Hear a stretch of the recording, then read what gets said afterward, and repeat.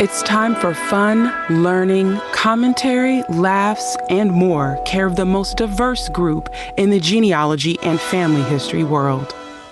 Welcome to BlackProGen Live with your hosts, Nika and True, and the baddest panel in these pedigree streets. Angela, James, Linda, Alex, Ellen, Tony, Shelly, Teresa, Bernice, Felicia, Willie, Renata, and Tasia. It's BlackProGen Live, genealogy, family history research with flavor.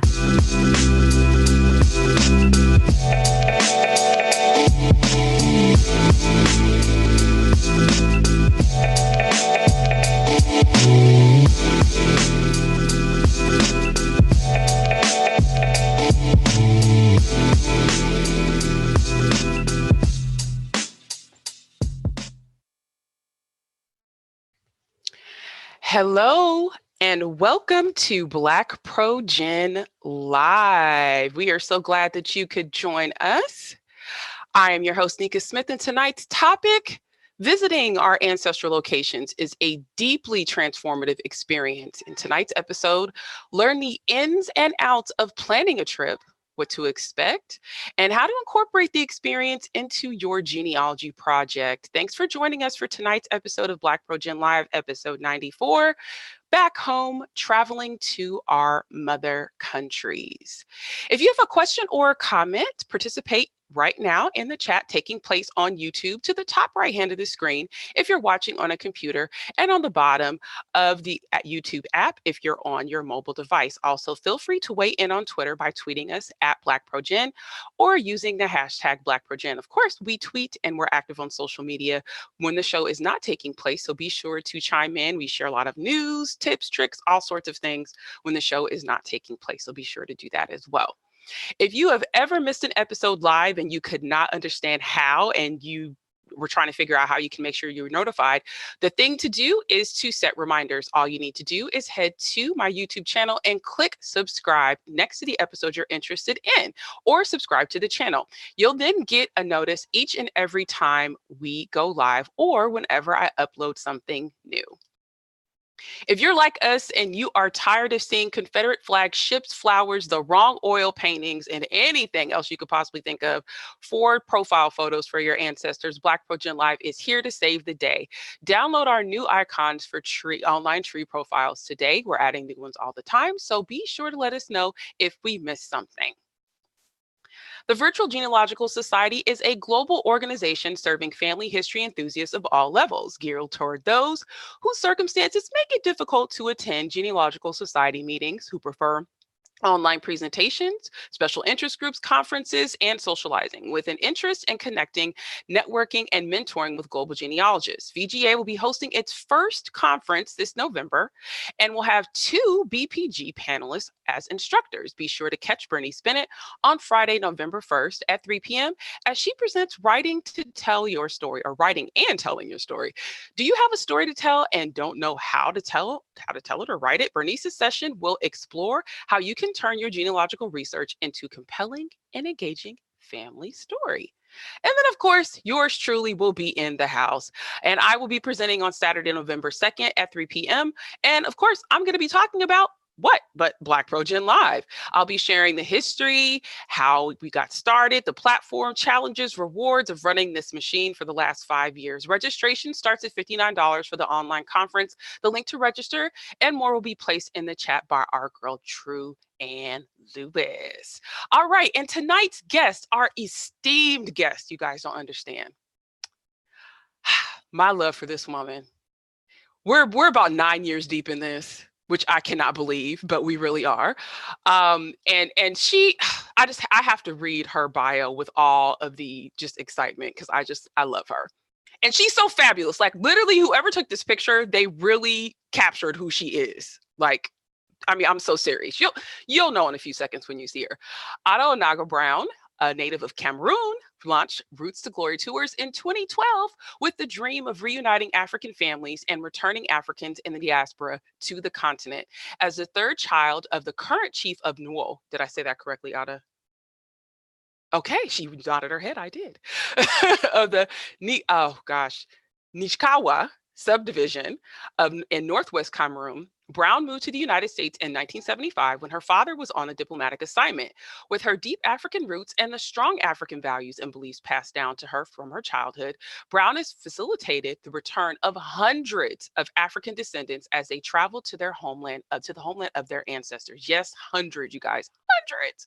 Among her many accomplishments, Brown coordinated the cultural village at the African American Festival in 2016, the largest festival on the East Coast with more than 300,000 attendees. Brown was also the lead organizer for the Panifest USA Cultural Festival, an annual event in downtown Springfield, Silver Spring, Maryland. I'm over here talking about Massachusetts. No, we're talking Springfield, Maryland. She served as a board member of the Bunts Island Coalition USA, whose mission is to preserve Bunts Island slave fort in Sierra Leone. Additionally, she is a former member of the advisory committee of the Smithsonian Institute, National Museum of African Art, and the Montgomery County African Affairs Advisory Group. Both diasporan and traditional leaders often find Brown's Roots to Glory tours by word of mouth, which is a testament to her dedication to facilitating African American and African unity and dialogue. Programs and excursions offered by Roots to Glory tours provide diasporan brothers and sisters firsthand experience with Africa's music, food, and rich history. Brown simplifies the travel process by arranging personalized tours with authentic experiences of local hospitality, the result of Brown's long-standing working relationships with Africa's traditional leaders. And I cannot praise her more. No, honey, that was a great bio, probably the best one I've read on this show. Kudos, boo. What's going on? Come off mute, panel. Come off mute, Ada. I'm unmuting everybody. Let's join the party. Everybody. That is my girl. Y'all don't understand. I'm telling you, we are 9 years deep in this, you guys. Oh my goodness. Can you believe it? Longer than 9 years. It was 2010. Oh my gosh, I know. That's the thing. It's just, oh gosh, it's just, I just can't even. Yeah, I just cannot. James, Bernice, am I exaggerating when I'm talking about Ada? No, she's all that. Absolutely. Bow down. Thank you. Thank you. Yes, thank that's you, my thank boo. You, thank that's you, my thank boo. You. And can you explain your hat that you're wearing? So this is a traditional hat from the Bamoun people of Fumban, Cameroon. Every 2 years, for close to, close to 1,000 years, yeah. It's their 547th edition next year, 2020. So that's a lot of years, right? Yeah. So every 2 years they have this festival, and it started out as a harvest festival celebrating the harvest, and then it became when the warriors came back from their exploits, they would come and they would present their winnings to the king, and this festival, the hat represents what the warriors used to wear when they came back from battle. So everybody wears this hat, and there's a day during the festival where literally everybody is dressed in their best warrior outfit. I call it like Halloween in Fumban, because they've got, they've got like, all kinds of helmets on, they've got all kinds of horns on, they've got all kinds of makeup on, just like if you came back from war, what would you look like? And so the most outrageous hats are at this festival. It's just absolutely beautiful to see. So, wow. Yes. And wait, didn't we go? No, we went there, didn't we? We went to Fumban, but we didn't go during the festival. We did not go during the festival. They wear some of these hats. They wear a lot of hats with feathers because it's part of their culture. Every day they've got yellow, green, blue hats. And this is just one of my most fabulous ones. I love it. I love it. It's like African, but like it's got the Patti LaBelle from the 80s. Oh, really? Aerodynamicness to it. And then it's also Black church woman, like black mama at church, because it's very like Really? eccentric. So it's I'm here all day for the eccentric hats. So and here we just jumped right into the conversation. I'm sorry I did not introduce the panelists who are on tonight. Yes. You got your boy James Aloysius Morgan III in his green shirt and his beads. What's good, James? How are ya? Good evening, everybody. For the record, my middle name is not Aloysius. I got a feeling Nika says that so much, people are going to start to believe it. But I'm so happy to be here. I can't speak highly enough, and she knows how much I love her and care about her. Ada Brown, to me, she is like the African fairy godmother that you never knew that you needed, but you're happy that you have her. She is a remarkable person in my life personally as well as professionally, and I love her so much as a sister and a mother and everything in between. She's really become a part of my family, and I just can't speak highly enough about her. So I am thankful to be here. I'm representing, not only do I have my necklace that I got from my trip to Nigeria with her, but I also have one, my Roots. See, you get perks when you travel with her. I got my Roots to Glory shirt on as well. So you get certain perks when you travel with her. So I can't speak highly enough about this woman. I'm so happy to be here on BlackProGen. Thanks. All right. Bernice, what can you say? Welcome to the show. We got the Marylanders in the house. 3 people in Maryland tonight. Y'all taking over the whole panel. Bernice, That's right. And I can tell you, I mean, ditto from what James just said about Ada. I mean, she is the person really that introduced me to Cote d'Ivoire. So I know I'm Ivorian, to Benin. It was Ada. And so I had an opportunity to go to the embassy, to meet the ambassador, to have my names. I got my new names.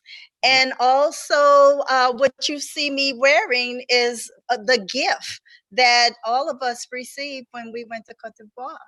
And we went on this trail to witness the last bath that the abducted Africans had to take before they sent them on across that Atlantic. And so when you talk about a powerful and moving experience, it's an experience that I certainly hope everyone has an opportunity to experience. And it's because of Ada that my daughter was with me. My cousin also went with us. And so we just had what I call my life-changing experience of going to Africa and seeing the most beautiful people I've ever seen in my life. girl. Oh, y'all don't even you know what? This is a night you getting your flowers, boo. Just imagine we are all gluing every single one of those flowers to your head, to your hat tonight. Yeah, don't get me started. Let me emote after we get through all the questions and stuff for tonight, because yeah, I echo all of James and Bernice's sentiments and True's future ones, because I am believing that she will be going on a trip at some point. Definitely want to acknowledge all of you out there in the chat room this evening. Hello, Kanika Marshall, what's going on? Maggie Alum, C. Davis, Nev Hawthorne, we love you. What's going on? Faith, thanks for joining us. Dale E. Colston, hey, what's going on from Jersey? That is James's stomping grounds. Our mammies, we love you. Awesome job on your recent presentation. Just wanted to give you a clap. Noticed that on Twitter. You did an amazing job. I'm sure you did. Janice Lovelace is in the house. Clarice Mason, we love all of you all. Thank you so much for joining us and spending your Tuesday evening with us. So the first question I have naturally, right? We're talking about going to homelands. The average person is going to say, well, how did you even know to go to Nigeria, James? How did you even know to go to Cote d'Ivoire, Bernice? Nika, how did you know to go to Cameroon twice and to go to Benin? How did you even know, right? Like, how did you even know that your family had a connection to those places? So how can one identify their ancestral homelands, right? Do you all think DNA is the only way for those who are part of the diaspora, or are there other methods? Well, let me say this. I think that DNA definitely does help. But I also am a big advocate for studying the history of the slave trade and its relationship to regions where you're able to document your ancestry tracing back to as well. I think that part also is something that doesn't get promoted enough. In my personal experience, I can tell you, and Ada can if I'm lying, she can stop me as I'm speaking. I had been to Africa once before, not to West Africa, but I went as a study abroad student to Egypt, and into the Nile Valley when I was in college. And so that was, a few years. I guess I went in 2017 with Ada. So there was a 7-year gap between my time in Egypt and my first time going to West Africa. And what happened was that I had gotten my DNA results and all this type of stuff between then. And I just had this urge to go. I ended up one night I had a dream. And in this dream, I was in this African village somewhere. I didn't know where I was. I just heard this family crying, and they were crying for this husband and wife, and they were crying for their son. And as I was walking through this house, I felt this young woman's hand grab my arm, and she just said, "Brother," and grabbed my arm, and then I woke up. And so I interpreted that dream to mean that I needed to have my butt on a plane to Africa as soon as possible. And that very day, I called Ada, and she can tell you if I'm lying. I called Ada. I said, "Ada, when's the next time you're going to Nigeria? I'm going with you." And that's how I ended up going. I literally had a dream that I basically interpreted, said I needed to go. And I'm thankful that I did. I did not know the day that I had that dream within that next year I was going to lose my grandfather, or some other things were going to happen in my personal life. I didn't know. But when you get that call to go back, you get that call to go back. And so that's what happened for me. And it was very, very spiritual experience for me. I have a piece of Nigeria here with me right now in this little bottle. But yeah, I think DNA is important, but also documenting your history is important. And sometimes the spirit just calls you, like it did me. I agree. Bernice? Yes, well, just as James said, that wasn't his first trip to Africa. My very first trip to Africa was actually to South Africa. But I knew there was going to be a trip to West Africa somewhere in my lifetime. And so I had various exposures. First of all, we had the Pan Fest in Silver Spring. And going to these festivals, I was always just enthralled by being around individuals from Africa. Also, Kunta Kinte Festival, people talking about Africa. And so I just felt that there was a kinship, there was a draw, that I couldn't go one more year without planning a trip to Africa. And with Ada, with the different places that she had as part of her portfolio, Cote d'Ivoire was there. I already had my new name. I wanted to go.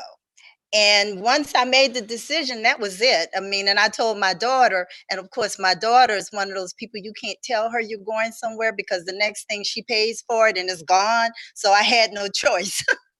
But DNA certainly does put you into a mindset of saying, well, this is where your ancestral roots could be. Cote d'Ivoire wasn't the only place. And one of the things you do realize is that you are mixed with a lot of African. And I say to people, you are looking at an African woman, 89% African. And so with that 89% African, I needed to go to Africa. And I have never, ever regretted the decision to make that trip. It was life changing, life altering. Yeah, I'm just going to chime in here with my story. Well, let me take a step back.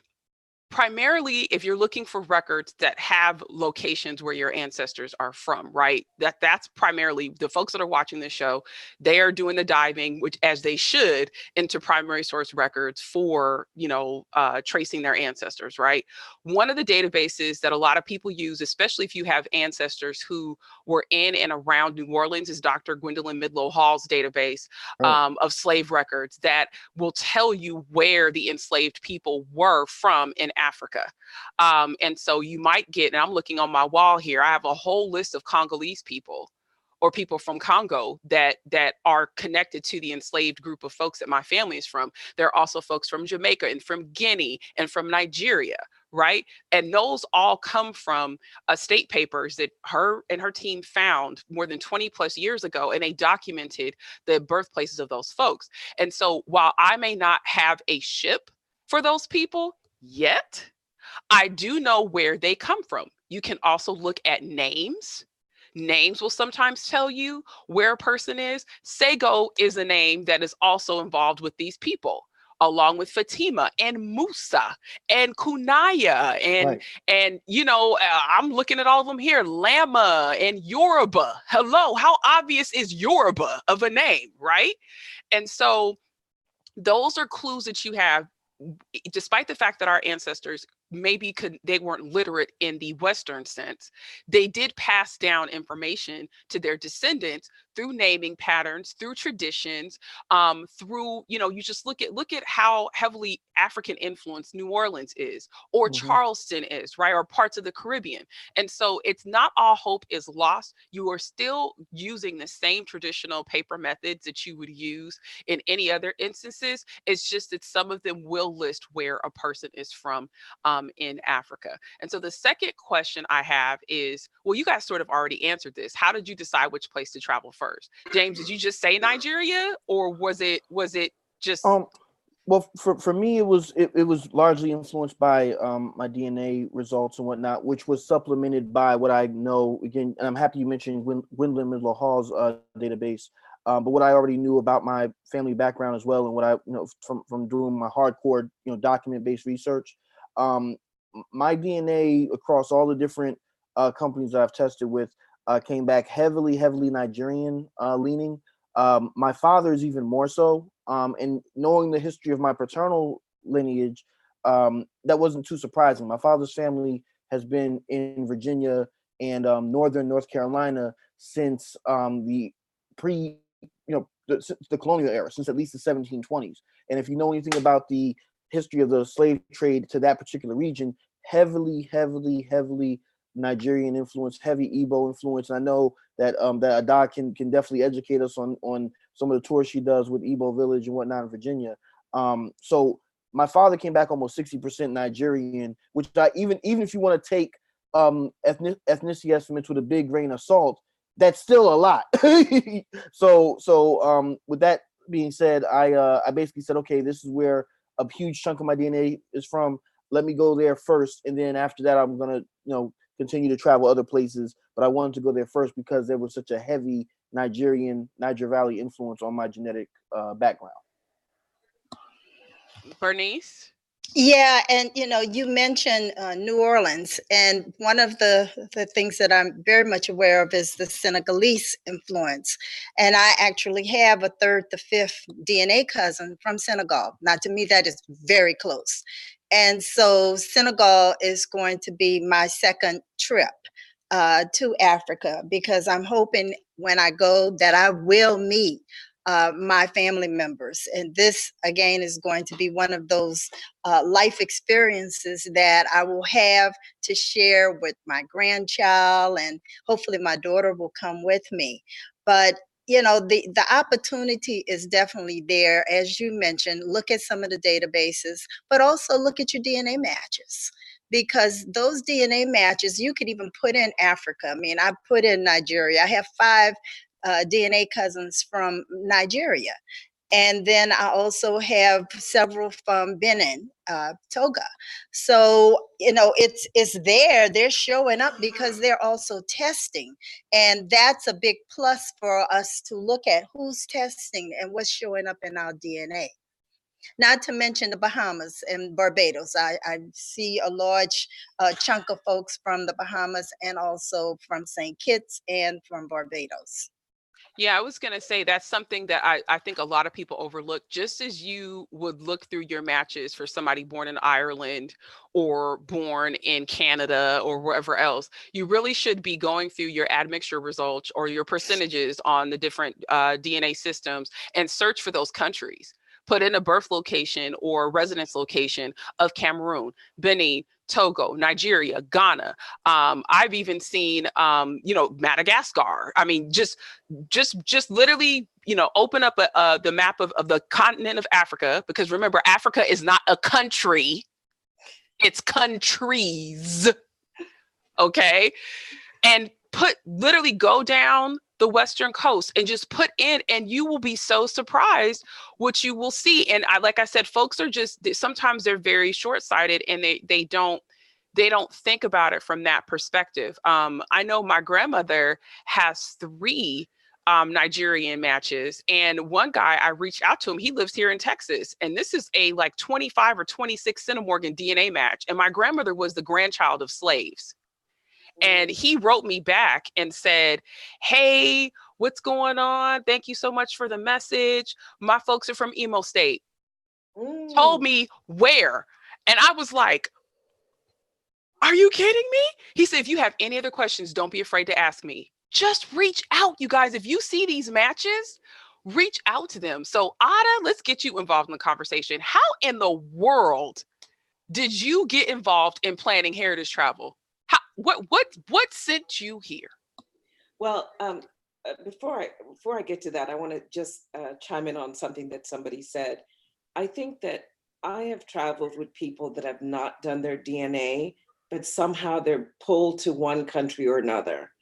And when they do their DNA, and some of them have actually done their DNA and then done the trip, but not gotten the results.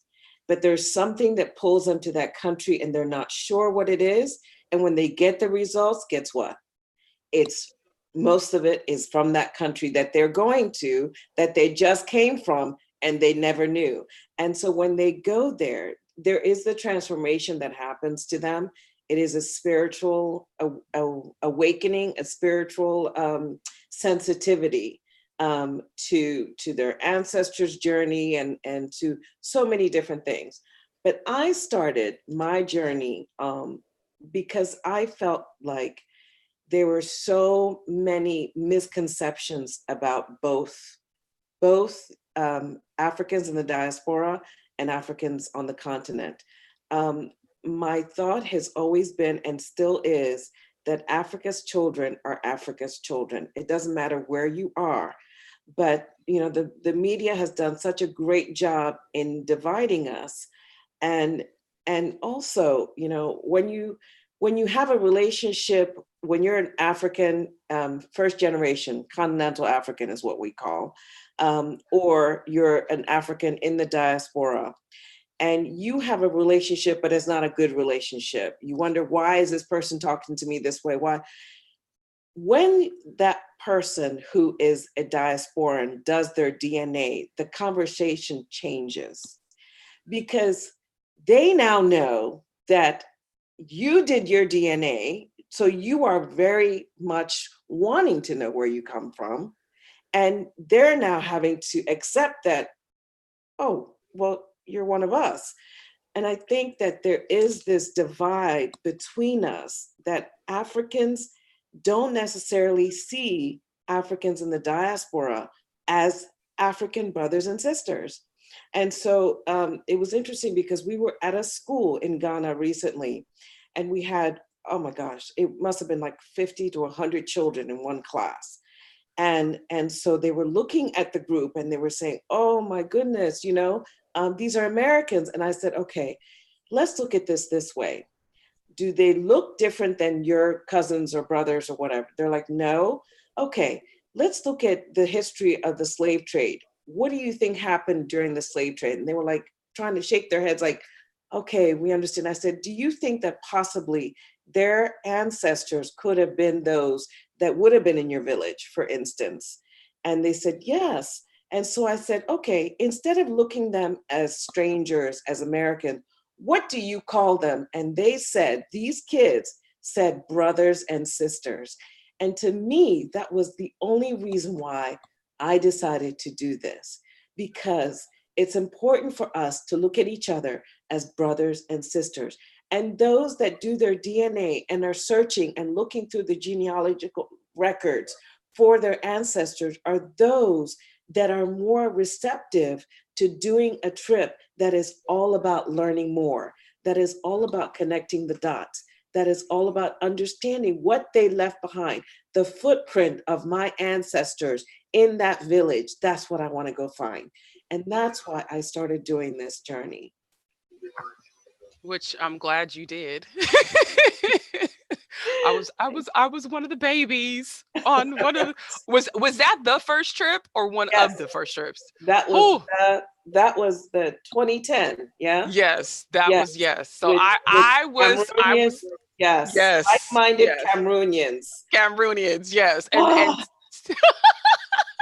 speaking speaking of my experience, it's so funny because when I initially, joined the fray of doing heritage travel, right, I was coming at it from the perspective of go on site to where your ancestors lived, go and look at the records here locally, right, in counties and states and whatnot here stateside. And then when we got this amazing opportunity where we got this, random message from Gina Page at African Ancestry about a trip that was being coordinated. And I got the email, and I'll never forget. I called Jean and I was like, Jean, we're going. We're going to Cameroon. Like there's like no question to ask. I didn't even have a passport at the time, you guys. Like I had no passport. I was like, all right, we're gonna get it done. I mean, and that timetable for that trip was so quick. And I was just like, I had never flown internationally before. It was the first time I had ever flown internationally. Longest flight I had ever taken. And I was just excited. And the whole time I was there, I was trying to share the experience with my family members who could not make it and who could not come. right. At the time, as many people as we have on social media right now are not on social media like they were. So the organ that I used to share that convey the experience was I blogged and I took pictures. And like the thing for me that the trip did, and Bernice, you can talk about your awakening and other stuff. We can get to that at some point. But for me, at that point, I was not a photographer yet. That trip really birthed me as a photographer and as someone that would trust my gift. And it was people who were on the trip with me who pushed me forward. And I'm like, I don't deserve to be up there with the press. And they're like, why not? You know what I mean? And so I can't even explain. I really cannot even put to words what that trip did for me, because it's one thing to travel internationally. It's another to go to a country where you can literally go on an entire week and not see anybody white. And I don't want that to come off as sideways. But when you are like me and you've grown up in a very diverse, kind of mixed environment, and you just aren't around your folks like that all the time. It just, I just really can't describe. And then going to places and seeing your family members' faces on other people on a different continent, that jacks you up, because you're like, wait a minute, why do you look like my cousin Chelsea? Or why do you look like my cousin John? And literally these doppelgangers that are existing in two different hemispheres. We were in Abeokuta, and we've been meeting with the Oba of Abeokuta, and his chief secretary walked in, looked just like my father. Oh. And the thing that was so crazy about it was I looked at him, I said, man, you look at my father. He said, you look at my son. You're absolutely right. I mean, everybody Black that you know in America or wherever you're from, wherever you're watching this from, they got a twin or several twins over somewhere in Africa. I literally saw Michael Jordan on the side of the road selling hats. What you said. Literally, you ain't saw lied. Every Black celebrity you want to see, everybody, they over there. And I agree with you, Nika. It's very important that we get those experiences, because it changed your perspective on life and what life can be like. I had another experience when we were there in Lagos. It was late at night. We're driving on the bridge, and I remember seeing as we were coming off, a police officer had pulled over a motorist, for whatever reason. And as we went by, I told everybody, I said, that was the first time in my, over 2 decades of life that I saw a police officer pull a Black person over, and I wasn't worried about it becoming a life-threatening situation. That's a very, very different feeling to have. And if you've never experienced it, it's something that I definitely encourage you to do. So like Nika said, get your passport. I went and got mine. I actually traded my American one in. I traded my American one in. So get your my passport. gosh. Well, you know, it's something that I'll share too. The second time we went to Cameroon, we went to the northern part of the country, which the thing that I loved about Cameroon is that it's Christian and it's Muslim, so you got to meet people from different faiths who were like you. And when we went to the north, I mean, it literally is the loudspeaker comes on, everybody stops, and the oh gosh, I have to share these pictures. I need to send you all this stuff. Yeah. But I was just They say amazed. prayers. Yeah, when the prayer started, and I have this photo of these beautiful Cameroonian men, and they're all turning towards the wall. They're away from the street, and their heads are down praying. And in America, if you saw that photo, you would think that they were getting ready to be arrested. Mm.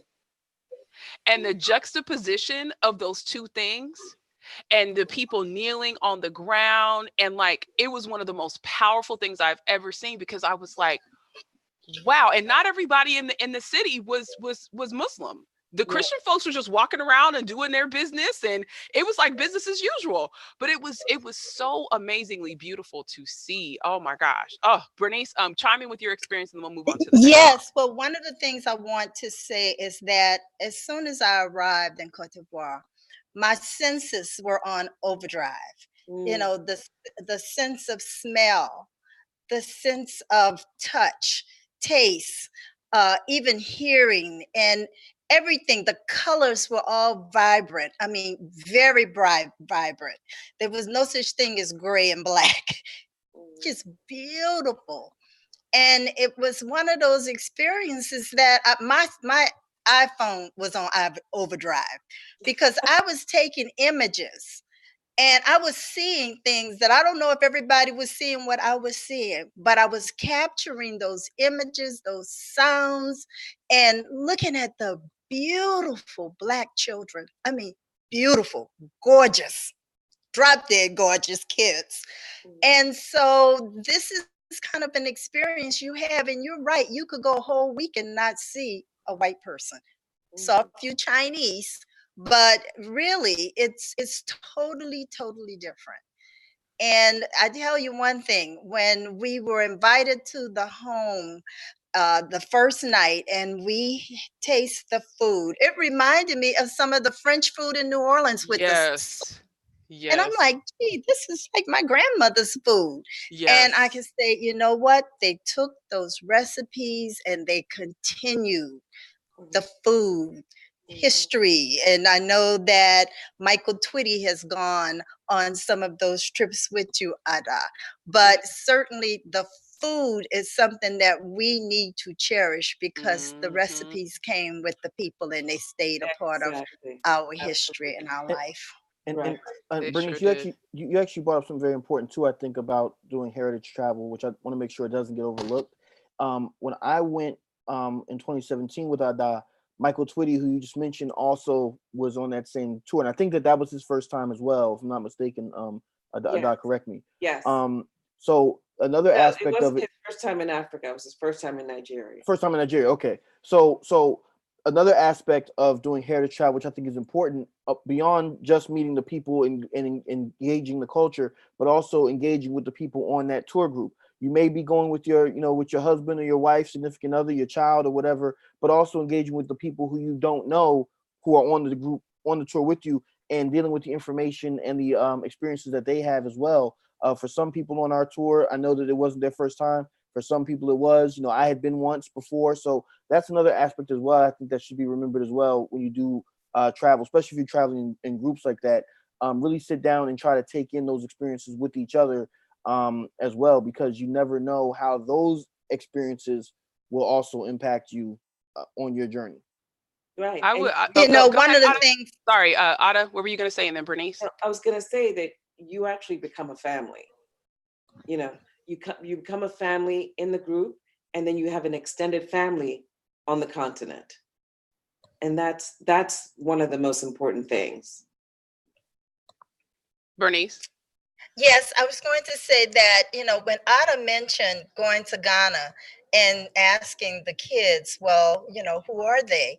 Well, We had a similar experience in one of the villages when Ada would question them, what did they know about us? Only a few could actually talk about the capturing of individuals, and those individuals disappeared. Part of the story just did not translate back. We can't assume they all know that we are from the continent, that our ancestral roots are African, which means that the education has to go both ways. Exactly. And part of us going there should not be that we're going on a mission.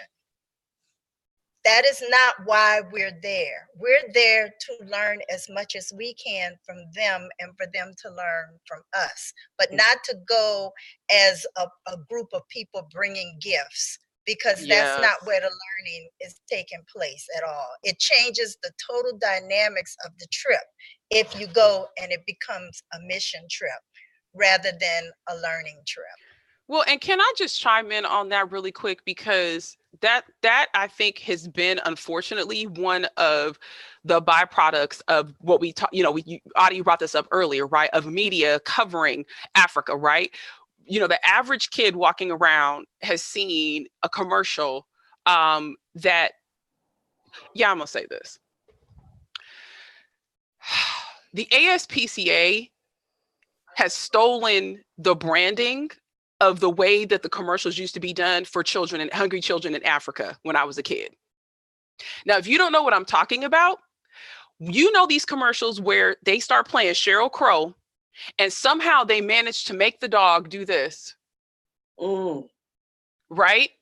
Turning heads, almost crying. The branding, the framing, the angles, all of that mirrors the type of advertisements and things that I used to see as a child looking at Africa. I grew up with We Are the World and Live Aid, and we have to raise money, and and things like that, right? Those were the perceptions that were fed into me as a child about Africa. And that is not what I saw when I went.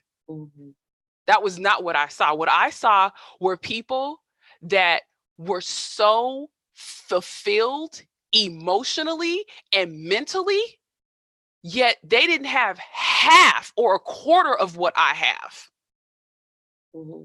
A peace and a resolve and a confidence that you are hard pressed to find that here with people who have running water or whatever, you know what I mean? And that's the thing, the whole country is not like that. I was in a mansion in Cameroon. I've been to several places where people had houses bigger than me and had more than I had here. So I bring up the whole example with the animals because it's interesting that animals are now being peddled the way that people were being peddled about 30 years ago, right? And that shapes people's perceptions. And the other piece too, in talking with elders, is that, it's the reason why we have so many folks in our community who distance themselves from their African selves and want to connect with Native American groups, right? Because that's more tangible. I can touch that. That seems more, exotic. Whereas when we're in these countries, James and Bernice, feel free to chime in. I'm like, I see different groups of folks. This is more exotic and more unique to me than what we're trying to build ourselves as Americans. I just, Yolanda Rose said you didn't stay in a grass hut and among lions and such. No, I stayed in very nice hotels that mirror what we stay in here in the US. Before we get jumping into the nuts and bolts stuff, like what do you need to travel abroad? I actually have a surprise for Ada. I didn't even tell her I was doing this. Really? Yes. And it's sort of a surprise for everyone else because this is a little bit of a detour from what we normally do. We're going to take a little bit of a break, but it's a video. And I'll have you know that the initial music, I actually made it myself. Yeah. DJ Nika Smith on the ones and twos. All right, let me go ahead and everybody mute yourselves. If not, I'll mute you myself so we don't interfere with our sound.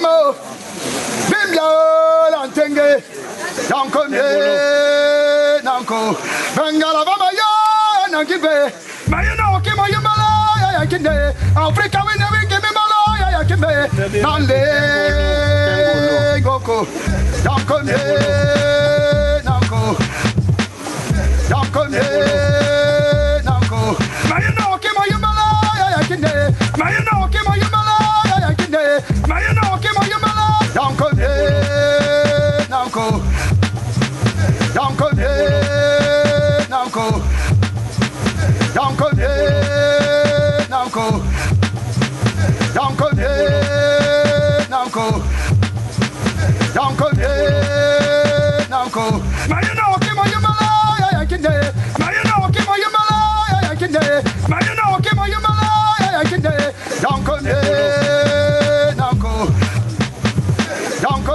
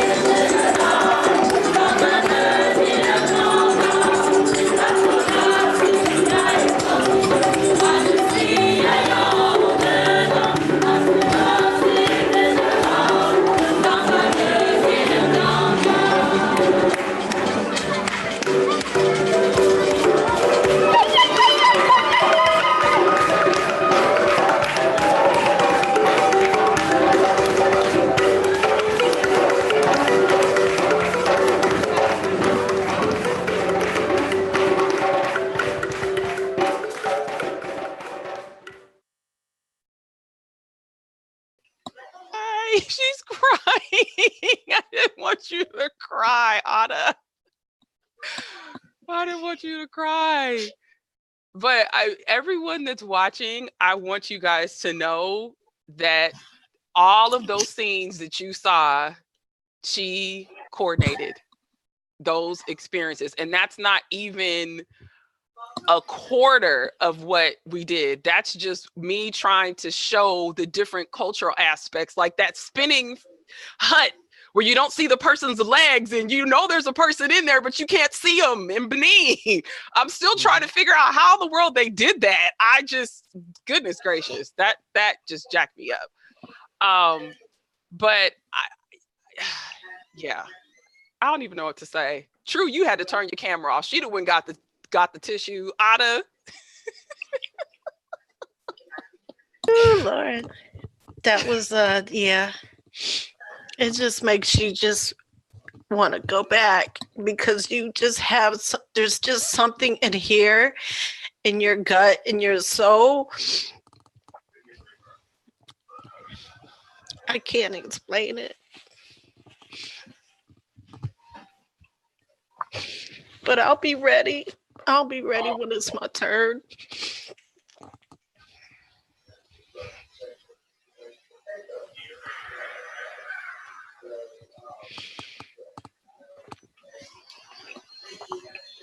Bernice, James. Well, you know, those memories, and I look at my pictures all the time and in the video all the time. And I just think of my ancestors, and I feel that they want us to have this memory. They don't want us to live our entire life and never experience going back to the motherland. This is something that we want to do, we need to do. you hear of so many people on these pilgrimages. And we were on a plane with a group of people coming from Mecca. And when we arrived in Cahoga, we saw all of these vibrant colors and these people waiting and the sounds of joy. It was absolutely amazing how happy everyone was to greet the people coming back from their pilgrimage to Mecca. I mean, can you imagine us getting a similar greeting? I guess we could say, oh, they're greeting us too. But this is the feeling that you want to have, where someone can say, welcome home. Long time, but welcome home, my brother. Welcome home, my sister. I agree. Something that I will add that was really overwhelming for me when I went was this was the first time that some of the folks that we were talking to had ever met anybody from America and had ever met someone that was African American. And I had several experiences where folks were crying because for them it was like, you guys are finally back here. Like, you know, it's like this ocean and separated us, and not just physically, but emotionally and mentally. And for them to have the tangibleness of being able to touch somebody who lives in the States and who can talk back to them. And then another really challenging experience is, I will never forget this. Ada, I don't know if you remember this, but when we went to the North and we were part of the Fantasia, which for me, those are some of the most amazing, probably some of the best pictures I've ever taken in my entire life. And the Fantasia is when the horsemen come and it's like a salute to the king. And there's a piece of that you saw, and that's when Ada broke down when they were tapping their swords.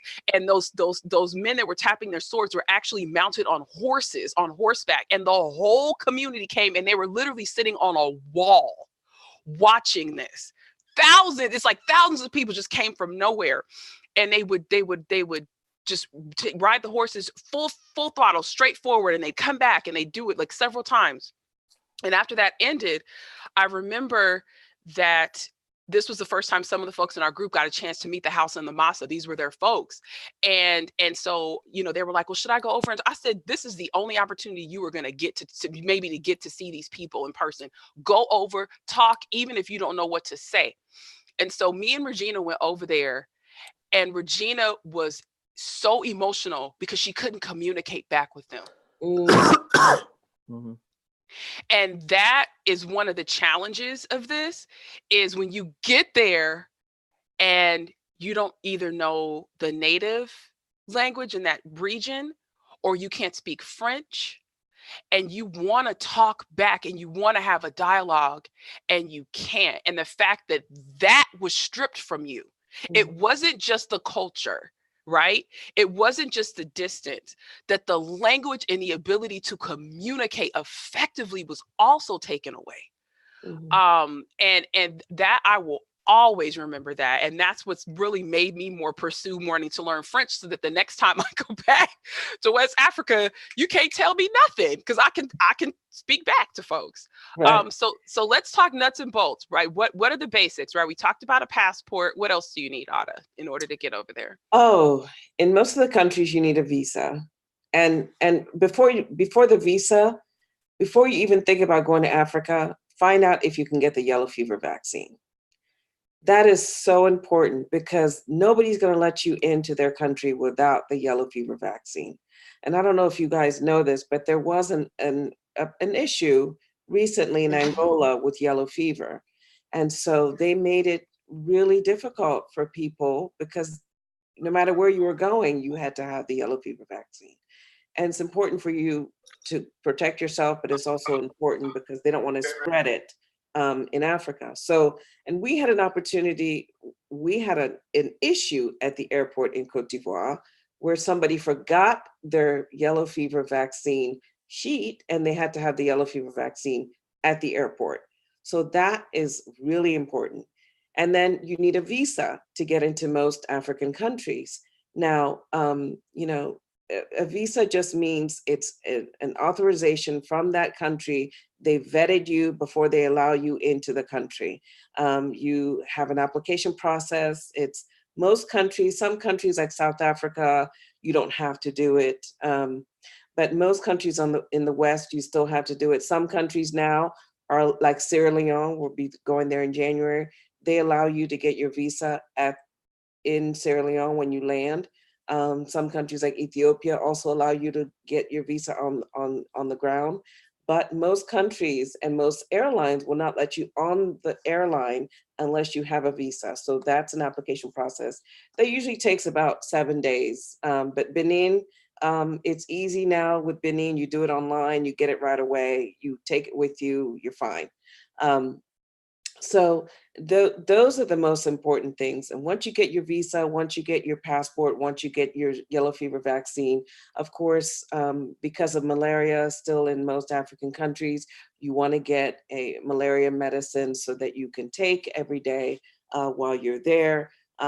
Some of us, sometimes take, sometimes don't, but, we live there, from there. So it's a little bit different.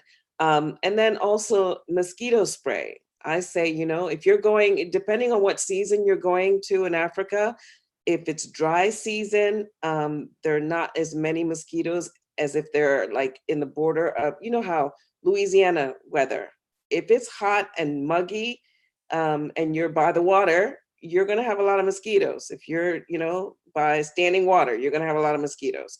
So, mosquito repellent. And then we've got a whole list of things that you should not, what to wear, what kind of shoes and that kind of thing. And if we're meeting traditional leaders, how to greet them and that sort of thing. So those are the basics of traveling to Africa and understanding where, how to prepare yourself.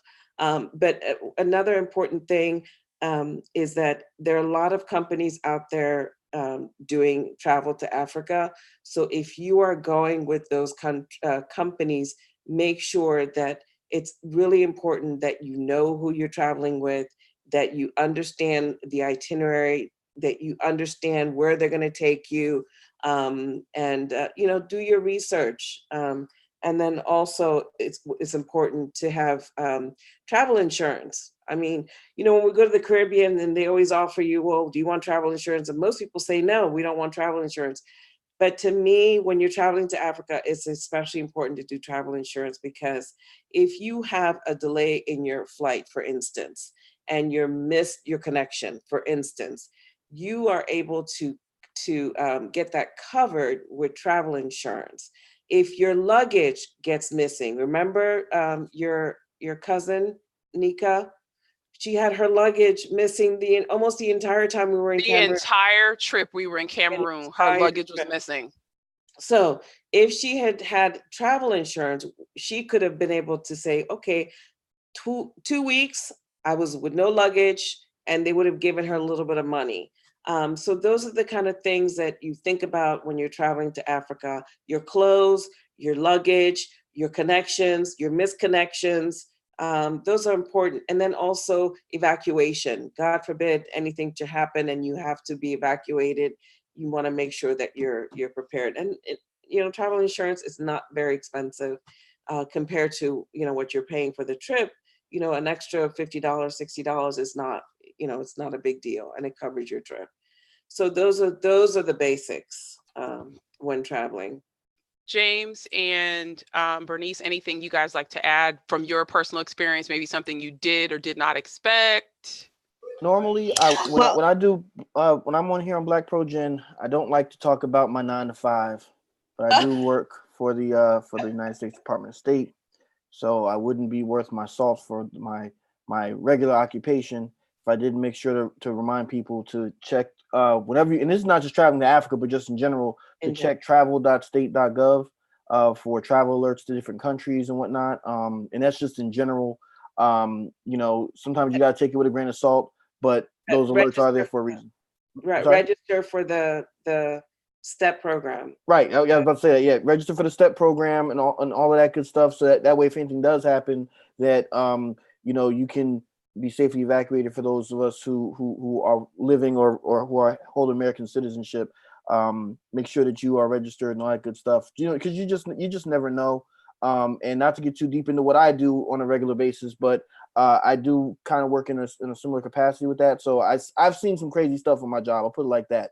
And you don't want to be that one person that nobody knew you were there or anything, because that can be very hectic for you. You just don't want to put yourself or your loved one in that type of situation. So be mindful. And again, that's travel.state.gov. Right. And One what thing I would recommend to individuals, get a physical. Make sure that you are going in your optimal health. Make sure that you're caught up on all your immunizations. My doctor said, no, you're getting another tetanus. You're getting a typhoid. And although these were not required, my doctor said, better safe than sorry. Take it all. Mm-hmm. And then get yourself what you call your kit, your emergency kit. Make sure you have some anti-diarrhea medicine. Just take tablets. If you're going to have prescriptions, make sure you don't take them out of the prescription bottle and put them in something else. Keep them in the bottle that you were given the prescription. Also be very cognizant of what you put in your mouth. And that means if you see these beautiful fresh vegetables, you may not want to put them in your mouth. You don't want to just drink water with ice, because your body may not be able to handle some of the pathogens that may be in the water that you're not accustomed to. Mm-hmm. So you want to look at drinking only bottled water, cooked food. I mean, just although these things sound very simple, but when you get to a country and everything looks so good, and you just might be so tempted to try it. Well, and it's not just and let me put this in there. This is not just going to Africa, you all. This is the same policy is when I went to China. I operated the exact same way when I went to China that I did when I went to Benin and when I went to Cameroon. Our bodies may not be able to handle the way that water is processed and filtered in these different countries. And sometimes some folks would just go for it. That's the one thing that used to make me crack up, is they were just like, forget it. I mean, all the fruit. And then that night, jacked up always. Yeah. But let me say this. I think that's another credit to Ada's service with Roots to Glory, because she's like very militant and strict with it. Like, she's you remember your auntie or deaconess, whoever, back at church when you was chewing gum in church, and she put her hand out just like this. It made you spit. That's a dive if you don't follow the rules. She's like, and you thought you was grown until Ada Brown came over and said, give me that. Mm-mm. Mm-hmm. You ain't getting sick on her trip. Yeah, you're not getting sick on her trip. You thought you was 45. Don't eat that. Mm-mm. Right. You thought you were 45 years old until she put her hand out like this. Oh, that's so mean. Wait, I got to tell you all this story. So I had a group of folks, and we were going to somewhere, Cameroon, somewhere, and they said, you know what?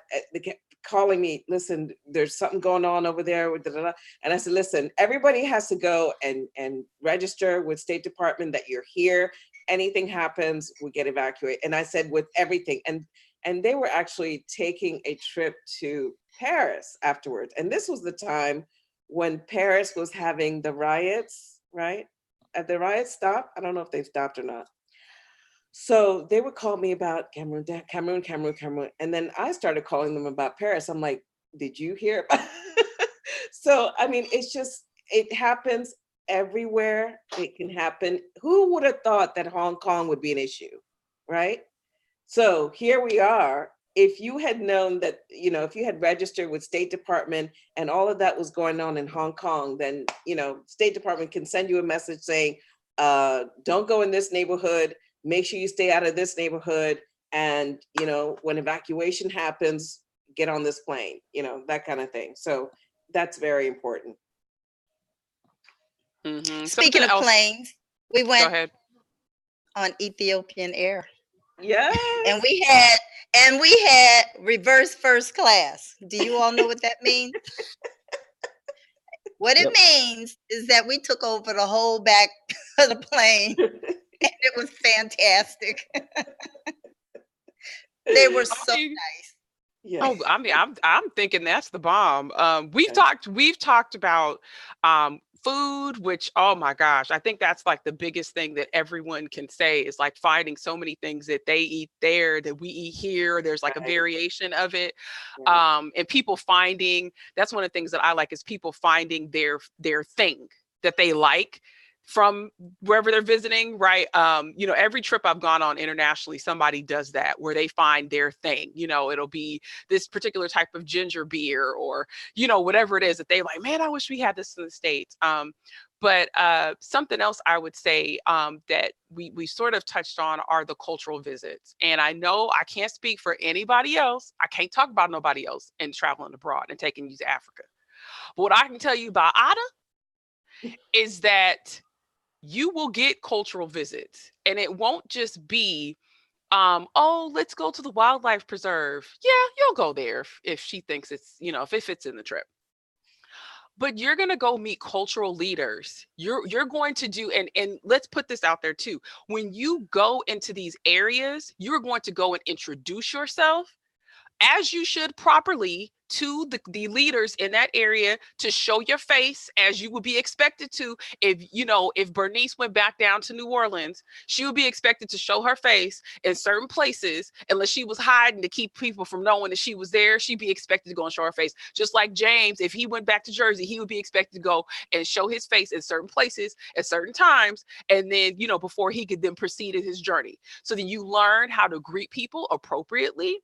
You learn decorum in that way. You get to see and talk to the people, and they will invite. That's the favorite part I love, when they invited you to come out and dance. And I'm like, Lord, as much as we try to act like we have rhythm, honey, we ain't got that kind of rhythm, not yet. I haven't seen anybody on a trip break it down with the diasporans, or with the African folks from our home countries. I have not seen that yet. Please film the video when you find somebody who could break it down like the folks could break it down there. Because our breakdown ain't a break, it's a break. We ain't got the down part yet. It's just a break. And so you do that, and then you also get to do things like, you know, go to the door of no return, right? Like we went to the door of no return in Benin, and we got to go to Bimbia and Cameroon, which was a slave port, and you get to see the ruins of that, and you get to walk the actual path. Mm-hmm. What are some of the cultural aspects of the trips you all took that you know that just are I mean, what would you all share from your experience, Well, James? we I went would to the say, King's Palace, and met the leaders of the 7 largest families. And there was a man that looked just like my grandfather there. But what happened in that palace was the libation. And it was very spiritual, because we could call out the names of our ancestors. And with gin and with the soil, he went around in a circle, and we were all there to experience that moment of calling the ancestors. And so I felt that was perhaps one of the most spiritual experiences that I had. Not to mention, we went to the schools, we went to a village in the north, and had an opportunity to walk through the village and to see where the people live. And they didn't live in what you call the traditional housing like we have here. They had huts and grass roofs, and it wasn't pavement, it was dirt. But we also saw large ant hills and the agricultural aspects of what was going on in the village, and the fact that the women were very much engaged in agriculture life. And it was just wonderful to sit around the women in the village and to have the women in the village talk to us. And then there was another part of this trip where we saw the panther dancers. And, you know, one of the things that Ada kept saying, wait till you see the panther dancers, wait till you see them. And Nika, I'm sorry I didn't send you the video of the dancers, because it was just probably the most exciting thing to see these dancers and to experience what they were going through as they shared this with us. I agree, Beautiful. James. James, what would you add for your cultural? I'll add mine in from my 3 trips after you. For mine, I would say there was a couple things. One was, I mean, when we were there, we were the guests of His Majesty Ezechukwumeka Eri, and so being able to actually, like, we sitting there talking about African kings and queens and all that type of stuff. Well, actually getting, like you said, to meet one, or actually I got to meet like 2 or 3, but to build a relationship, because we were actually his official guests in country, and build a relationship with his family, particularly one of his sons. One of the things that Ada does that I think is really an amazing service. Not only when you go on her trips to Africa, but she even does domestic trips as well, which I think I definitely want to make sure we touch on a little bit before we close out tonight. But Ada does do traditional naming ceremonies for those who would like to participate and get an actual African name. It's not just one she picks out of a hat. It's one that's given to you by a traditional leader, and they observe who you are and how you move and things. And so when I was there, I actually received the name of Chinedu Eri, which was actually the name of one of the king's sons, who was one of our guides, who we built a relationship. So I'm like, wow, I got this other man. He, they saw something in me that gave me his name, which was really important to me. The other thing I would say that really impacted me would be when we went to Badagry. Badagry was a slave port in Nigeria. So that's kind of like, that was like my door of no return kind of experience. And the reason why it really impacted me was because of this reason. The slave port there was run by a man named Sariki Williams Abbas. This man he was from that area of Nigeria. He had been kidnapped by a Portuguese trader and taken to Brazil, I believe it was. And he worked there as a slave. Eventually he built up enough trust with his master, and he was Muslim. So his master knew that he was a very honest man. So he basically said, look, this is what I'll do. I will take you back to Nigeria, set you up, you and your family. And technically speaking, he was still his slave, but he basically became his trading partner in the slave trade. The thing that was so impactful to me was that his compound that he ran, where kidnapped Africans were taken to and held and whatnot, also served as his home. And when we were there, our tour guide is telling us this whole story. There's a picture of him and everything. And Sariki Williams Abbas's family still lives in that same place. And as we were getting there, it was early in the morning. Everybody's going to work and school, and like the great whatever grandchildren of Sariki Williams Abbas, they were walking out of their residential area waiting for the school bus. And there's a whole museum as a part of the compound where they live, talking about how their ancestor was one of the most, not only wealthiest, but also one of the most infamous slave traders in that region. It was a very interesting dichotomy for me. And I'm sitting there hearing about this man, and I'm looking at a child that's a direct descendant of him, still living in the same exact home. So when people say to you and I over here, when they say, well, this was a long time ago, they're still living in the same house. The building's still there. Come on now. Still say there. that. But right across the Say street, that. all you gotta do is, like you said, you take that same road, you go past the well, next thing you know, you at the Atlantic Ocean. Right. Okay. Mm-hmm. So that part to me is something that needs to be addressed and recognized as well when we go on these trips. It's great to talk about the cultural heritage and all that other stuff, and that's great, and we need to do that as well. But we also have to look at the systems that were put in place. None of us just fell out of the sky and landed in the Western Hemisphere. So you still see that, and I think that part is something that we also need to recognize, and we need to emote. I saw everybody. All the ladies were crying tonight. I wasn't crying. I had thug tears. Those weren't. I wasn't crying. It was thug tears. But we need to emote, but we also need to be mindful of that part as well, and remember that we still have work to do as far as not only the scholarship but also obtaining justice. I agree. Go ahead, Ada. Wait, that's well said. In addition to this story, Sidiku was actually made a chief of that village. Remember? Right. They said that. And do you know that it was the family of the current king of Porto Novo who did that? one of the former chiefs. And he, the king of Porto Novo, is on his way here. Here, yeah. Speak. Yes. So his family were the ones that made him a chief, because they're I don't know if you noticed, but Badagry is very close to Porto Novo. It's like 45 minutes to an hour on the border. So their area was also considered that area of Badagry. Yeah. Wow. That means the Tofas were the people that, oh yeah, I got the family tree off the wall. I wasn't playing when we went up into his place. Right. Hey, I mean, you guys, like, seriously, there was a 7 or 8 generation family tree on the wall inside of the King of Porto Novo's compound. And I was one of the only people that walked in there and took a photo of that, because I was like, I don't care if I don't ever find whoever my person is, it's a connection here. Somebody needs this tree and it needs to get up off the wall. Right. So I made sure that I took a picture of it. And what I will say, I've done 3 trips with Ada. I've gone to Cameroon twice. I don't know how many of the provinces we've touched, probably at least half. Oh my goodness. Yeah, most of the country, really, except for I would say, I mean, thousands of miles we have driven on a bus in Cameroon. I would say going to Bimbia the first time, you just cannot touch the experience of going to a slave port on the African continent.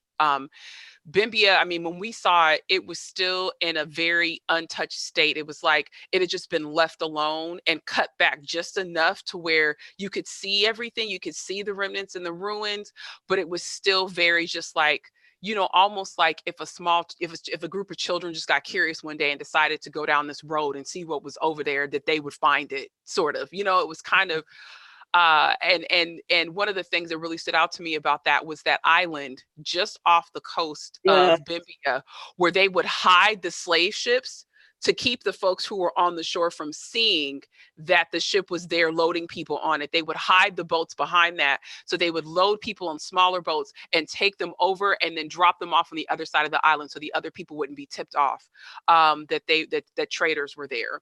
And similar experience going to Ouida in Benin, being able to walk that road and literally look down this road that people would have to trudge at night. So they would go undetected to see this little, just strip straight to the ocean, that it's, I mean, literally still there. And going to Dahomey and that whole palace and seeing the spoils, so to speak, that the rulers got as a result of fighting all of these different nations and pushing them into slavery, and seeing and wondering how many hundreds of people or thousands of people were given up for this tea set. Seeing the actual tea set that they were given, seeing the robes and the fabric, and then seeing all of the thrones of all of the leaders. That was super impactful. And then for me, no question. In fact, I was watching the video yesterday when I was editing that video together. When we got that land, that I can't even put into words what it feels like to go to your family's homeland, and literally the night before, the night you're leaving, they hand you a deed to land there. That, I don't know, that's one of those life experiences where there's just kind of no parallel to it. On our trip, we got to meet the ambassador. We got to have dinner, or actually sort of lunch, at the ambassador's house. We met several cultural leaders. We went to Joachim Noah's dad's house. That was fun. He was a famous soccer player in Cameroon. I did not know that. Yeah, I had to Google all this stuff. But it was we met the Prime Minister, Philemon Yang. We sat in his chambers. That was great. And the guy, the Tikar house that looks like a oh my gosh. Villa. Yeah. So you all saw the Tikar house. Yes. But know that his son also plays at the NBA. Really? Yeah. Wow. Yeah. Don't ask me what team, I don't know. But yes. Autumn will take you, she will take you some places. Let me tell you, she will. So how have you all incorporated your experience? It's the last question. Have you incorporated your experience into your genealogy research? Have you, have you all shared it with family? What have you done, Bernice and James and Nika? Well, as far as what I've done, I actually shared my experience at a Family History Center conference back in May. I was the keynote speaker. I was there. And oh, that's right, you were. And so I shared everything. I had videos, I had pictures. I wanted people to really understand what it meant to be an African. And I started off with I am an Uh-oh, African. Bernice. You know? Bernice, you're a little, hold on. Talk again. Yes. You sound you're distorted a little bit. Okay. What do I need to do? Try just unplug for now and we'll see if that helps. Okay, talk now, Bernice. Okay. While Bernice gets her settings together, James, how have you incorporated stuff into your research? I really want to credit Ada again for her leadership and her mentorship in this aspect of my life journey. I wouldn't even just say genealogy, my life journey. The things that I've been doing, I really tried to take, and I think a lot of us do this as diasporans, and it's a natural thing I'm about to say. Because of how we were taken from Africa, and unlike those who were taken to Europe, particularly, and those who obviously who are continental Africans, over time, I think Africa became less of a realistic place and more of an idea in our consciousness as we dealt with our issues here in the Americas. And that idea served a purpose and still does serve a purpose. However, Africa is still a physical place. It is still a political place. Things change. The Africa of Kunta Kinte, let's say, was not the Africa that Alex Haley engaged with when he did his thing, right? So it's going to be the same thing with your family, okay? The Africa that your ancestors left doesn't exist anymore, which breaks my heart to say. But engaging with Africa as it is today, but not entering it as a visitor or as a guest or even as someone who's happy to be here, but saying, no, I'm an African too, but this is my African experience. This is how I got here, right? And to make that more practical, fortunately, I do live in the DC area, as you all probably know from watching the show. Ada is not too far away, so and then so here we have the embassy community, and I feel like it's every other day Ada sending me something and saying, hey, did you know that the ambassador from Zamunda is going to be here tomorrow? You need to come, James. Hey, we're having this event. Hey, and I try my best to make as many of them as I can, to incorporate that aspect of it with my family history, because when I go, I do see the physical resemblances, and I go and I listen to the histories and the stories and the songs. What I also try to do is I try to contribute and tell my stories. So a lot of the same family history stuff that you've heard me submit here on this platform, I take there and I say, hey, yeah, my ancestors were kidnapped. Yes, they were enslaved. Yes, all this stuff happened, but this is how they overcame. And this is how they proceeded forward. And they took a lot of their motivation they brought with them from Africa. And I don't just say Africa in the abstract sense, but in a very practical sense, that yes, my ancestors were Igbo and Yoruba and Ewe and all these other different names, right? That's how they overcame. And even though we don't think about it this way, it's not portrayed this way. Next time you watch footage of a civil rights march, think about the various African nations that are being represented in those old stock footages.